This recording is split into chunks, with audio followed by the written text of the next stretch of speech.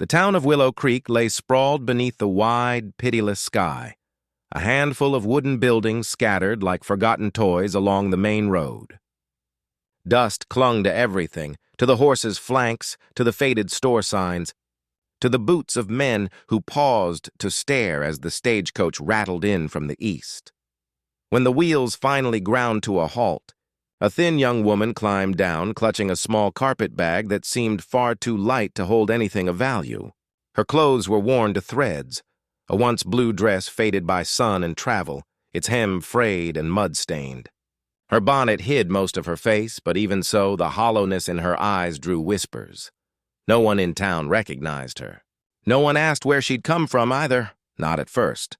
Strangers passed through often enough, men seeking work, widows chasing a new start, families heading west. But this girl carried no husband's name, no wedding ring, no escort. She simply stood there, small and silent in the rising heat, as the driver tossed her meager bag onto the dirt and climbed back aboard. The coachman gave her a pitying glance before snapping the reins and rolling away, leaving her in the trail of his dust. For a long moment, she didn't move. The wind tugged at her skirt and bonnet ribbons, carrying with it the distant clang of a blacksmith's hammer. She looked down at her hands, pale and trembling, and then at the road stretching both ways, endless, empty, unforgiving. She'd reached the end of her choices. Across the street, a few townsfolk had stopped to watch. The general store's owner leaned on the doorframe, frowning thoughtfully. Two women outside the dress shop whispered behind gloved hands. Someone muttered, "Another stray," and someone else said, "Best send her to the sheriff before trouble starts." But the sheriff, a broad man with a sunburned face and a habit of speaking his mind, was already approaching. "You there," he called, stopping a few feet away. His tone wasn't cruel, but neither was it kind. "You got people here? Anyone expecting you?" The girl lifted her eyes to him, soft brown eyes, frightened yet steady. Her voice came out barely more than a whisper. "No, sir. You got papers?" "Proof of who you are?" She shook her head slowly. "No, sir," he sighed. "Name, then?" For a long heartbeat, she hesitated. Then her lips parted. I don't have one." That earned her a silence thicker than any words could have. Even the wind seemed to hold its breath. The sheriff's frown deepened. "Everyone's got a name." "Not me," she murmured, clutching her shawl tighter around her shoulders. "Not anymore." The sheriff scratched his chin, uneasy. He wasn't a heartless man, but law was law, and the law didn't take kindly to wanderers with no name, no papers, and no past. "You can't just drift into town, miss. Folks'll think you're running from something. I can't have vagrants loitering about." "I can work," she said quickly, desperation flickering in her eyes. "I can clean, mend, cook, anything. Please, just a place to stay till I earn enough to move on." But there was nowhere for her to go. The boarding house charged more than she could pay, and the townsfolk, though not unkind, were cautious. Charity was scarce in a place where everyone worked for every crust of bread. By noon, she sat on the steps outside the mercantile, her carpetbag at her feet, the sun burning down. A few people passed by and offered her a drink of water, but no one offered her a place to belong. As the shadows lengthened, she began to think maybe she'd made a mistake coming here. Maybe she was truly meant to vanish, to disappear into the wilderness where no one would ever ask her name again. But before she could rise and leave, a man stepped out of the crowd, tall, quiet, and alone, his eyes the color of storm clouds. He paused just long enough to look at her, something unreadable flickering behind his steady gaze. And though she didn't know it yet, her life was about to change forever. Eli Cartwright rarely came to town. He preferred the company of wind and horses to people's chatter. Most days, he stayed tucked away on his ranch beyond the ridge, a stretch of land the size of a small country, bordered by cottonwoods and silence. When he did ride into Willow Creek, it was only for supplies, salt, nails, flour, the bare necessities that kept his world running. The folks in town had grown used to seeing him, tall, broad-shouldered, moving with the quiet grace of a man who'd lived his whole life outdoors. They nodded when he passed, but didn't expect him to answer. Eli was a man of few words and fewer smiles.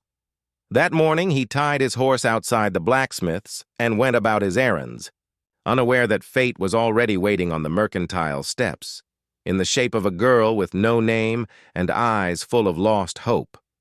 It wasn't until he stepped out of the feed store, a sack of grain slung over his shoulder, that he noticed her. She sat still as stone, hands clasped in her lap, shawl drawn close around her shoulders.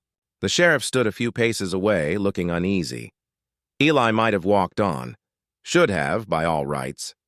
But something about the scene pulled at him. Maybe it was the way the girl looked, like she'd been hollowed out by the world and had nothing left to lose. Or maybe it was the memory she stirred, another young woman years ago, sitting on a porch swing with a soft smile and a baby in her arms. He tightened his jaw, pushing the thought away. The sheriff saw him and called out, "Cartwright, you heading back out to your place?" Eli gave a small nod. The sheriff gestured toward the girl. "Got myself a bit of trouble here.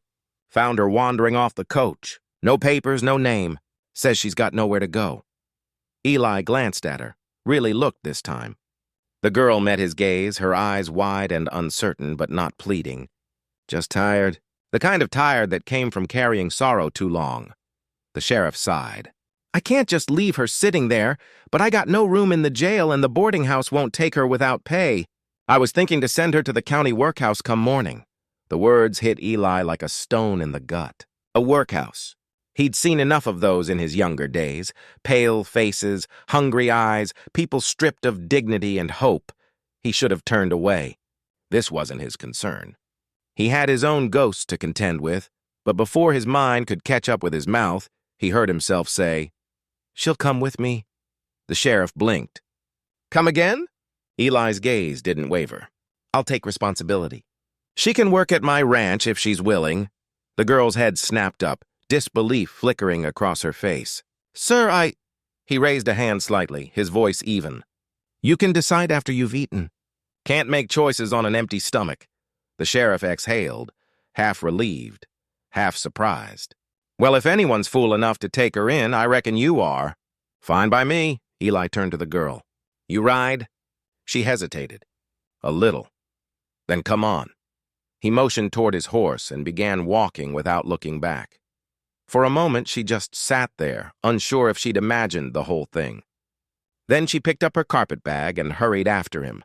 The onlookers whispered as they passed, about the quiet rancher who never spoke and the strange girl who'd appeared out of nowhere. But Eli didn't hear them. His thoughts were far away, on the wind-swept hills where memories waited like ghosts. As they rode out of Willow Creek, the sun dipped low behind them, painting the plains in amber light.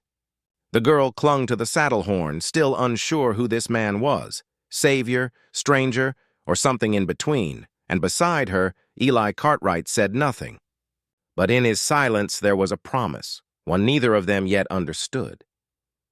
The trail from Willow Creek to Eli Cartwright's ranch wound through miles of open land, rolling hills, dry sage, and the sound of the wind whispering secrets through the grass.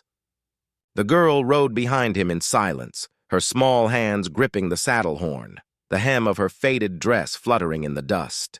She didn't know where he was taking her, only that it was away from the stairs, away from the sheriff, away from the word workhouse that had frozen her blood. When they finally reached the ranch, the sun was sinking behind the western ridge, painting the sky in bruised purples and gold. The land stretched wide and lonely, fences running toward the horizon, barns standing proud but weathered, and a big white-painted house sitting at the heart of it all, its windows glinting like tired eyes. Eli dismounted first. He tied his horse, then turned to her. "Come on down," he said, voice low and steady. She slid awkwardly from the saddle, her knees trembling when her boots hit the dirt. She hadn't eaten since dawn, and the long ride had left her lightheaded. Eli took her carpetbag without asking, carrying it toward the porch. "You can rest a while. Supper'll be simple, but it's warm." She followed him, glancing around with wary eyes. Everything about the place felt quiet. Not empty exactly, but still. Like a room that had been holding its breath for too long. Inside, The house smelled faintly of smoke and cedar. The walls were lined with shelves of old books. A rifle hung over the mantel, and above the fireplace was a portrait. A woman with soft features and kind eyes, holding a baby no older than a year. Dust had settled thick across the frame, but someone had kept the glass clean. Eli caught her looking. For a moment, something unreadable flickered in his expression. Grief, maybe, or memory. Then it vanished as quickly as it came. "She was my wife," he said quietly. "And my boy," the girl lowered her eyes. "I'm sorry," he nodded once. "Happened a long time ago." They sat at the table in near silence. The meal was plain, beans, bread, and coffee, but to her it tasted like mercy. Every bite steadied her shaking hands. When the plates were cleared, Eli leaned back slightly, studying her. "You got anyone looking for you?" She hesitated, then shook her head. "No one. Any trouble following you here?" "No, sir." He nodded again, slow and thoughtful. Then he said, "You can stay here a while. There's work to do, always is. You'll earn your keep. Room, board, fair wages if you stay through the season." Her breath caught. "You mean I can stay? Just like that?" "Nothing's free," he said evenly. "But I won't see you sent to a workhouse for being lost." She looked down at her hands, twisting the corner of her shawl. "I don't even have a name," she whispered. "How can I work for a man who doesn't know who I am?" Eli's eyes softened, barely. "Then we'll call you what you are right now." She blinked. "And what's that?" "Alive," he said. "That's enough for now." For a long moment, neither spoke. The fire crackled quietly between them. At last, she said, "Thank you, Mr. Cartwright." He gave a small shrug. "Eli's fine." Outside, the wind picked up again, rattling the shutters. Somewhere in the distance, a coyote cried, its lonely wail echoing through the hills. As the girl followed him upstairs to a small, tidy room with a single bed and a window facing the sunset, she realized she had no idea what tomorrow would bring. But for the first time in a long while, she didn't feel afraid of it. Because for tonight, at least she had a roof, and the faint, impossible hope that maybe she'd been found for a reason. The next morning dawned pale and cold, with a low mist crawling over the pastures. The girl woke before sunrise, unsure where she was for a moment, the quilt beneath her soft, the walls unfamiliar. Then memory rushed back. The ranch, the quiet man, the firelight, the unexpected kindness. She sat up, listening. The house was still except for the rhythmic sound of boots on wooden planks below. She found her worn shoes by the bed and went downstairs. Eli was already at the table, sipping coffee, his sleeves rolled, the morning light outlining the hard lines of his face. Without a word, he poured a second cup and set it across from him. "You can eat," he said simply, nodding toward a plate of biscuits and a jar of honey. She murmured a shy thank you and sat. For a time they ate in silence. The air between them wasn't tense, only uncertain, like two travelers standing at opposite ends of a bridge that neither was sure would hold. When she'd finished, Eli said, "We've got work to do." She followed him outside. The ranch looked different in daylight, alive, though quiet. Horses grazed in the pasture, their coats glistening with dew. Chickens scratched the dirt near the barn. The distant mountains were wrapped in morning fog. Eli led her to the corral, where a bay mare stood saddled and waiting. "We're riding out to the west field," he said. "Fence came down in last night's wind." The girl hesitated. "You trust me on a horse?" He looked at her, eyes steady. "You said you can ride a little." She managed a nervous smile. "A little might have been generous." His mouth twitched, almost a smile. "Then today you'll learn more." He mounted first, fluid and effortless. She followed more cautiously, gripping the reins too tightly. The mare shifted beneath her, but Eli's calm voice steadied both horse and rider. They rode side by side through the golden grass. The silence between them wasn't empty anymore. It was full of small sounds, the creak of saddle leather, the rustle of wind, the rhythm of hooves striking earth. For the first time in months, the girl felt something close to peace. Eli didn't ask about her past. He didn't pry or judge. Every now and then, he'd glance her way. His expression unreadable, but his tone when he spoke was gentle. "You handle the reins well enough," he said once, after she'd steadied the mare over a rocky stretch. She looked over, surprised. "Thank you. You from ranch country?" "No," she said softly. "I came from a town back east. Before that, I don't much remember." He nodded once, as if that was enough. Hours passed as they repaired the fence together. He showed her how to brace a post, how to stretch wire without cutting her hands. She listened carefully, wanting to prove herself useful.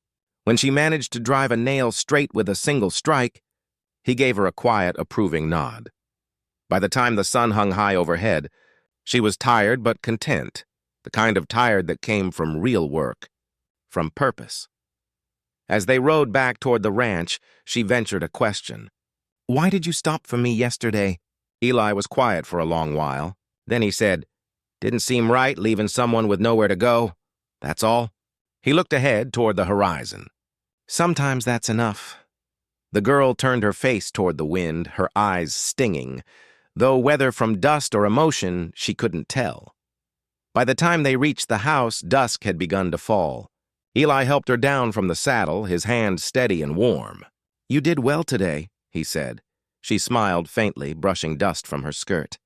"You make a fair teacher, Mr. Cartwright." "Eli," he corrected. She nodded.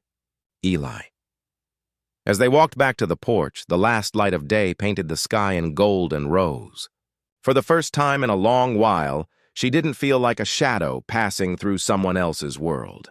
She felt real, and somewhere in that quiet between them, in the rhythm of work and wordless understanding, something fragile and new began to take root. The days at the Cartwright Ranch settled into a rhythm, quiet, steady, and strange in their peace. For the first time in years, the girl had structure. Mornings that began with the sound of roosters, afternoons filled with chores, and evenings spent beside a crackling fire. Still, she often caught herself glancing over her shoulder, half expecting someone to come riding through the gate to claim her, or to send her away. Eli never said much, but he never raised his voice either. His silence wasn't cruel. It felt more like armor, something built over years to protect whatever still hurt inside him. The ranch itself seemed to breathe that same stillness.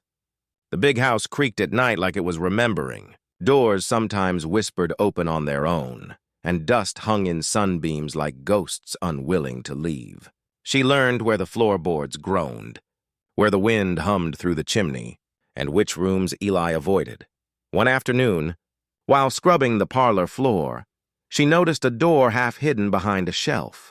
When she pushed it open, she found a small room filled with boxes, children's toys, and a cradle covered by a sheet. She froze, her breath catching in her throat. Eli's voice came from behind her. "You don't need to clean in there." She turned sharply. He stood in the doorway, hat in hand, his expression unreadable. "I'm sorry," she stammered. "I didn't mean to." He shook his head. "It's fine." For a moment he stared past her into the room, his eyes darkening with something too deep for words. "That was my boy's room," her voice softened. "How old was he?" "Barely 2, Eli said. He looked down, thumb tracing the brim of his hat. "Fever took him and his mother within the same week. I buried them on the North Hill." The girl didn't speak. She couldn't. The pain in his voice wasn't loud, but it carried like thunder. She wanted to offer comfort, but she sensed Eli was not a man who welcomed pity. After that day, she noticed more. The portrait above the mantel, the woman's calm smile, the child's tiny hand resting on her shoulder, the untouched rocker by the window, the pair of women's gloves still folded neatly on the sideboard.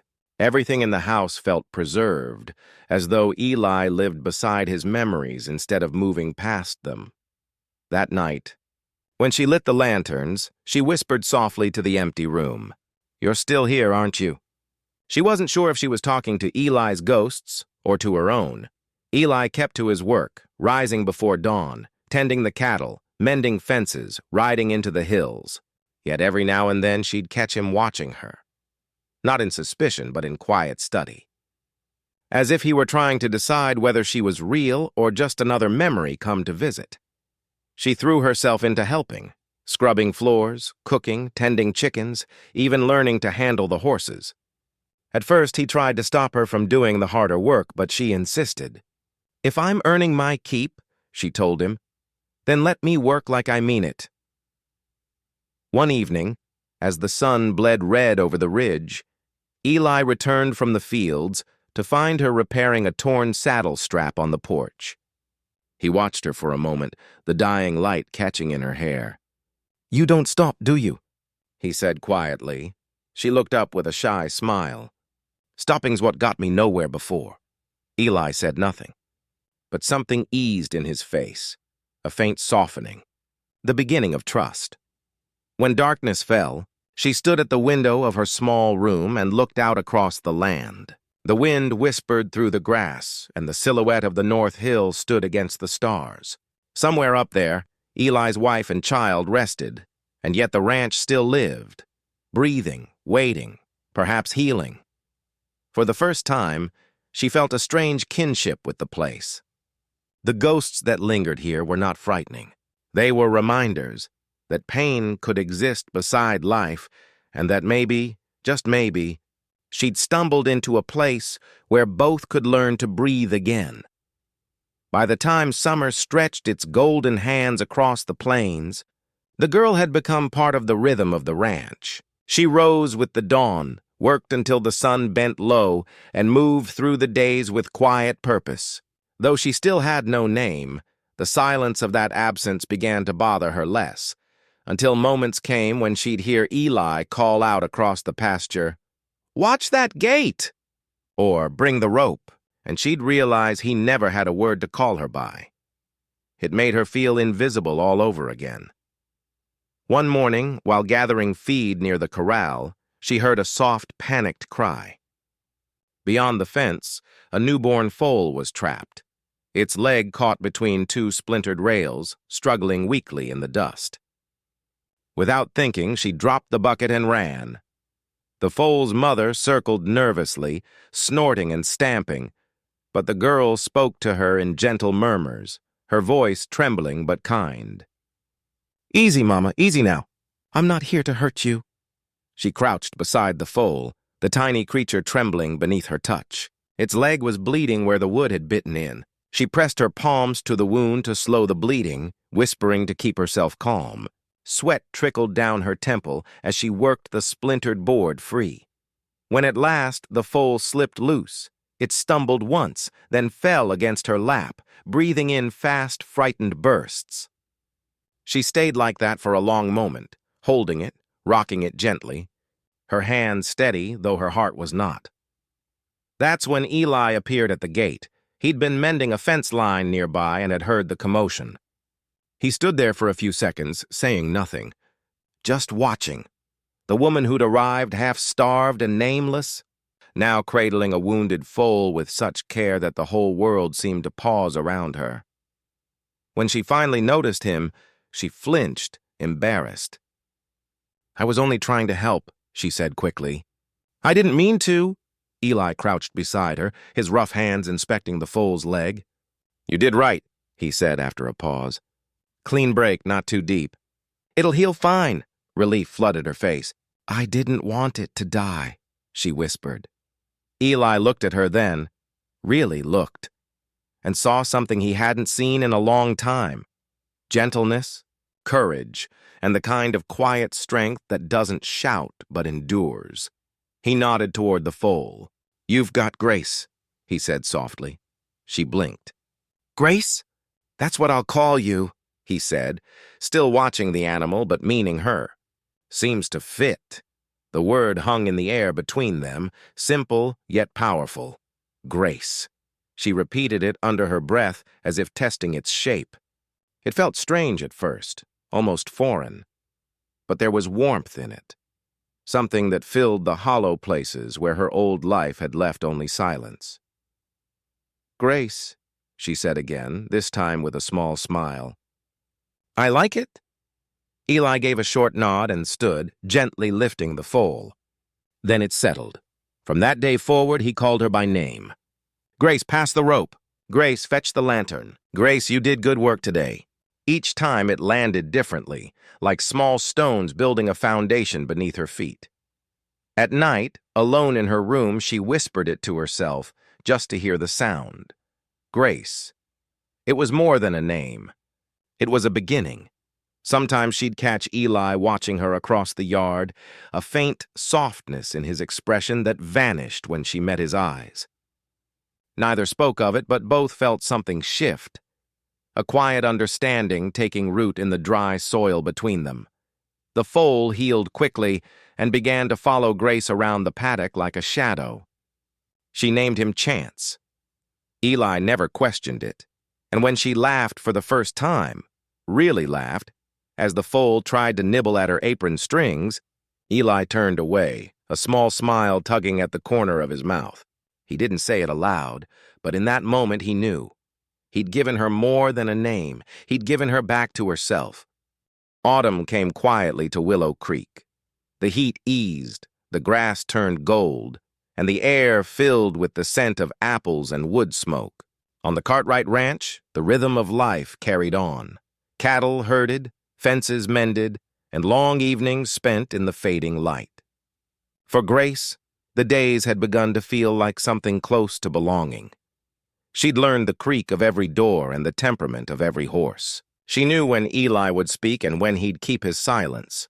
And though he still carried the weight of loss, there were moments now when his gaze softened, when he'd share coffee with her at dawn or let her ride beside him in the open fields without saying a word. It almost felt safe. But peace, Grace had learned, was a fragile thing. It never stayed for long. One afternoon, as she was hanging laundry in the wind, she heard hoofbeats coming fast down the road, a single rider raising a trail of dust. Her stomach tightened.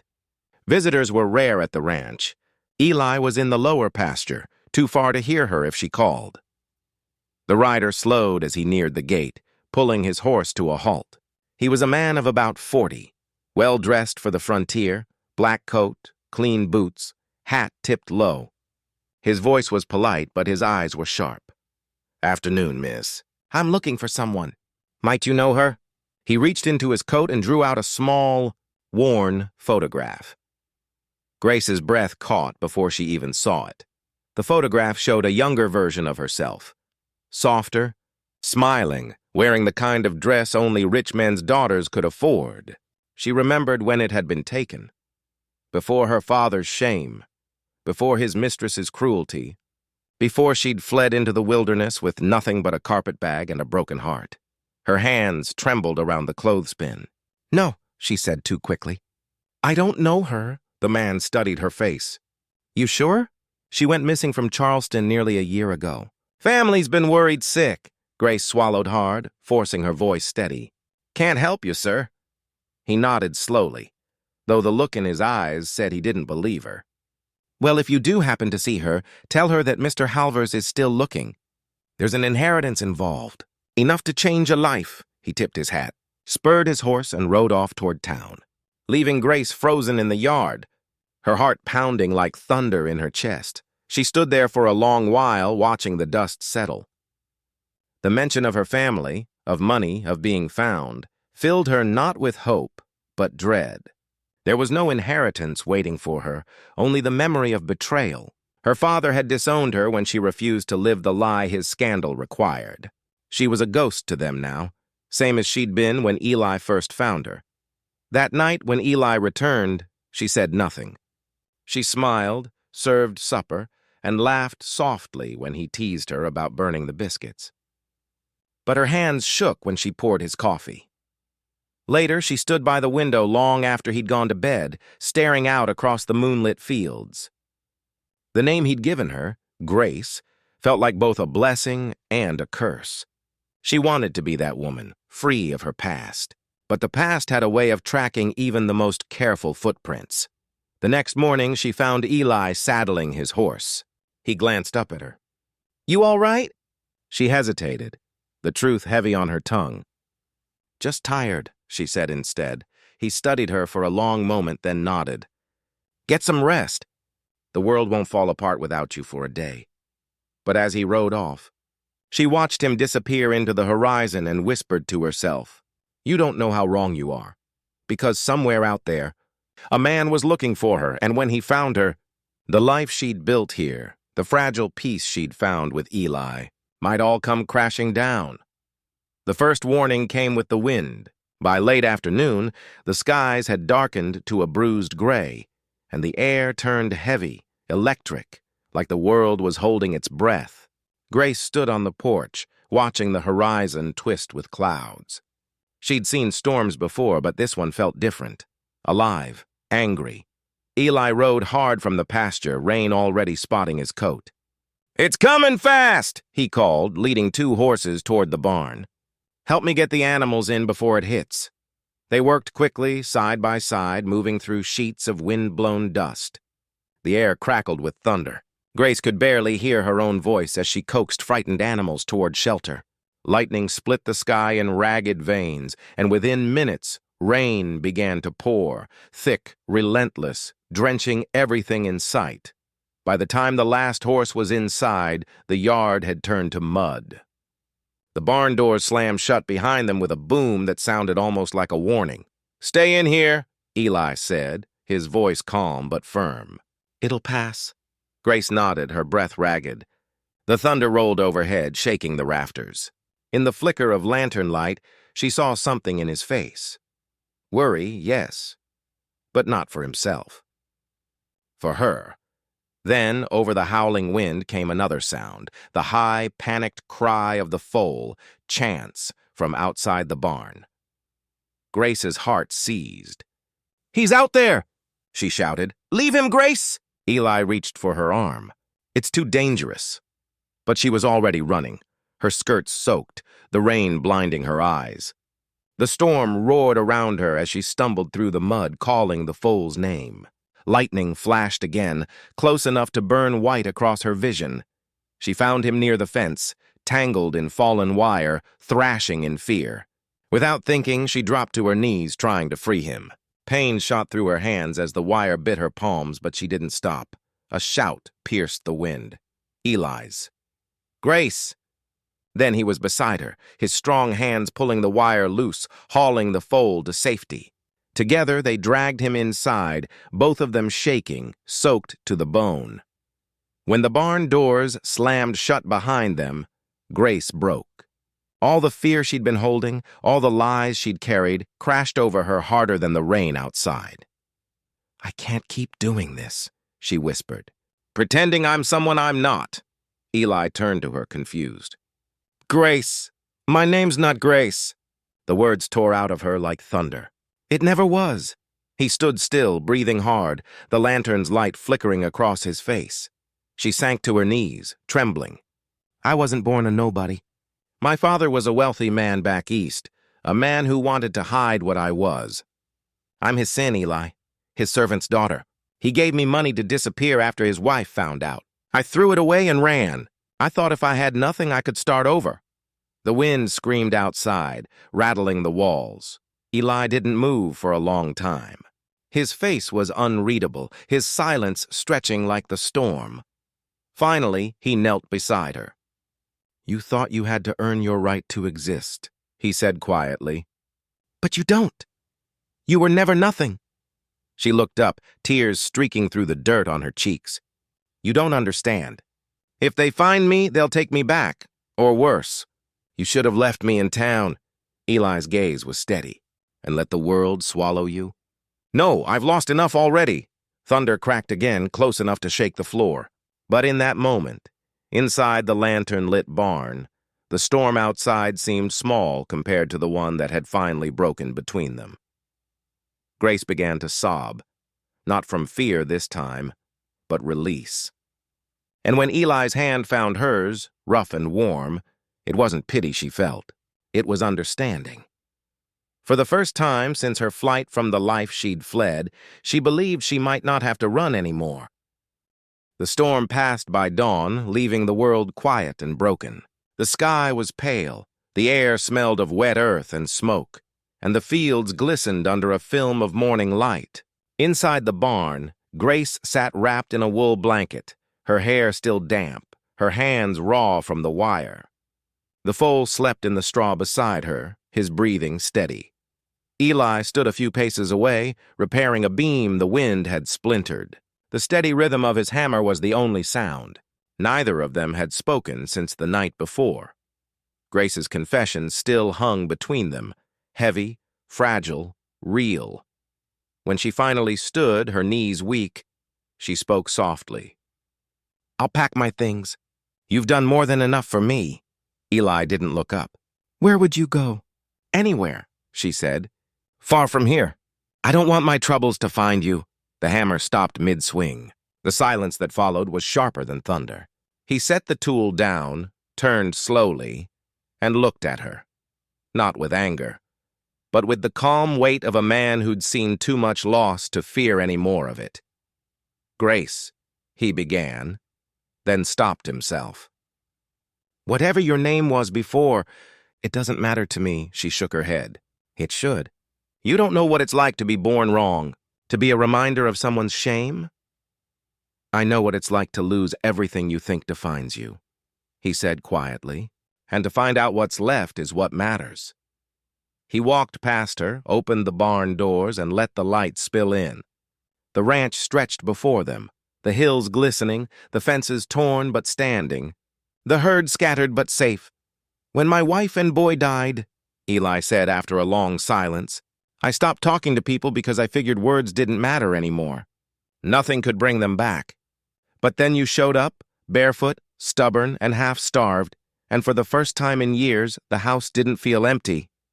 Grace turned away, her throat tightening. "You took me in out of pity," he smiled faintly. "You think I'd risk my peace for pity?" She didn't answer. The tears came before she could stop them. "You don't understand. That man who came asking, he'll tell others. If they find me, they'll drag me back. I'll ruin everything you've built here." Eli stepped closer, his voice low, certain. "You can't ruin what's already broken. Grace, you can only help rebuild it." She looked up at him, at the lines carved into his face by grief and years of silence, at the steadiness in his eyes that never wavered. The world had taken everything from both of them, and yet here they were, two lost souls clinging to the fragile hope that maybe, just maybe, they could start again. "I don't deserve your kindness," she whispered. He reached out, brushing a strand of hair from her face. "Then call it something else. Call it a choice." The words hit her deeper than she expected. A choice. Not charity, not obligation. A decision made with open eyes and a quiet heart. Outside, the sun began to rise higher, washing the land in gold. The birds were singing again, timidly at first, as though testing the air. Grace took a shaky breath. "If I stay, Eli, they might come." "Then let them," he said simply. "They'll find you're not alone anymore." For a long moment, neither moved. Then she nodded, not as a promise, but as a surrender. To him, to hope, to the fragile, terrifying idea of belonging. The choice had been made. And for the first time since her life had fallen apart, Grace felt the ground beneath her steady again. Spring returned to Willow Creek as if the land itself had decided to forgive. The hills, once brown and beaten by storm, shimmered with new grass. The river ran clear again, and the cottonwoods whispered in soft green. For the first time in years, Eli's ranch felt alive, not because the land had changed, but because the silence inside the house finally had someone else's heartbeat in it. Grace woke before dawn each morning now. She liked the stillness before the world stirred, the way the light slowly crept across the kitchen floor. Sometimes she'd find Eli already outside, mending a gate or checking the fences. Other times he'd be at the porch table, sipping coffee, waiting for her to join him. Words between them were few, but they no longer needed many. After the storm and the truth, something quiet but unbreakable had settled between them. Trust. The kind built not by promises, but by weathering the same pain. One afternoon, a wagon rattled up the long drive, the same kind of dusty government wagon that brought deeds and mail from town. Grace felt her chest tighten as she watched the man step down, a folded packet of papers in his hand. Eli met him halfway down the yard. They spoke briefly, exchanged signatures, and the man tipped his hat and drove off. When Eli came back, he held out the packet toward her. "These are for you," Grace frowned, wiping her hands on her apron before taking them. The papers were official, embossed with the seal of the county recorder's office. Her eyes scanned the words slowly, lips parting as she read. It was a property deed. Half of the Cartwright ranch signed over in her name. Her knees went weak. "Eli, what have you done?" He shrugged a little, gaze steady but soft. "I told you this place only stands if we both hold it up. You've earned your share of it." "I can't accept this," she whispered. "It isn't right. You've given me too much already." Eli stepped closer, his voice gentle but firm. "Grace, when you came here, you didn't have a name. You thought that made you less. But I've watched you breathe life back into this land, into me. You've built a home out of ashes. That's worth more than any deed." She stared at the signature on the page. Grace Cartwright. For a heartbeat, she couldn't breathe. Her eyes filled with tears. "You gave me your name." He nodded once. "It was time you had one that meant something." The words fell between them like sunlight through a window. Quiet, steady, irrevocable. For a long while, neither spoke. The wind stirred the wildflowers along the fence line, the horses grazed lazily in the pasture, and a pair of hawks circled high above. Everything felt suspended, a small, perfect stillness carved out of the wild. Finally, Grace laughed through her tears. "You realize the town's going to talk?" Eli smiled, that rare, quiet smile that reached his eyes. "They always do." "Let 'em." That evening, they rode together out to the far ridge, where the land rolled endlessly beneath a sky brushed with gold. The air smelled of sage and promise. Grace looked at the horizon, the same place she'd once dreamed of escaping to, and for the first time, she didn't want to run. "You saved me," she said softly. Eli shook his head. "No, you just needed someone to remind you who you were." She looked at him then, really looked, and saw not the quiet rancher the town whispered about, but the man who had chosen her without needing a reason. The sun dipped low, painting the valley in amber light. Grace reached for his hand and he didn't pull away. Maybe love wasn't thunder and fire. Maybe it was this. The steady hum of life rebuilt, the weight of a shared name, the simple grace of staying. As the last light faded, Grace whispered, almost to herself, "I have a home." Eli's thumb brushed across her knuckles. "You always did. You just didn't know it yet." And with that, the wind carried their laughter down through the valley, mingling with the soft, eternal rhythm of the land, the sound of two hearts finally at rest.